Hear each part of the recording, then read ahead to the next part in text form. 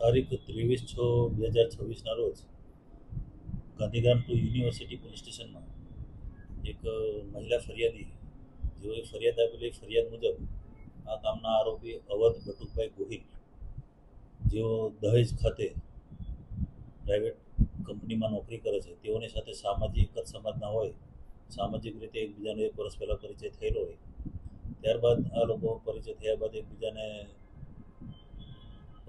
એકબીજા સાથે મળી એકબીજાને સંપર્ક કરી મળતા તે દરમિયાન આ કામના જે ફરિયાદી બેન છે ફરિયાદી બેનને લગ્ન કરવાની લાલચ આપીને વિશ્વાસ આપ્યો કે હું તારી સાથે લગ્ન કરીશ.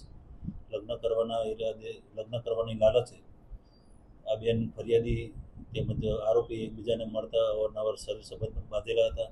ત્યારબાદ આ કામના આરોપી જે અવધ બટુકભાઈ ગોહિલ છે, જેઓએ લગ્ન કરવાની ના પાડી દીધેલી અને કહેલું કે હું તારી સાથે લગ્ન નહીં કરું, જેથી આ કામના ફરિયાદી બેને આરોપી વિરુદ્ધ દુષ્કર્મનો કેસ નોંધાવેલો છે અને તારીખ 24ના રોજ ગઈકાલના રોજ આ આરોપીની ધરપકડ કરવામાં આવેલી છે.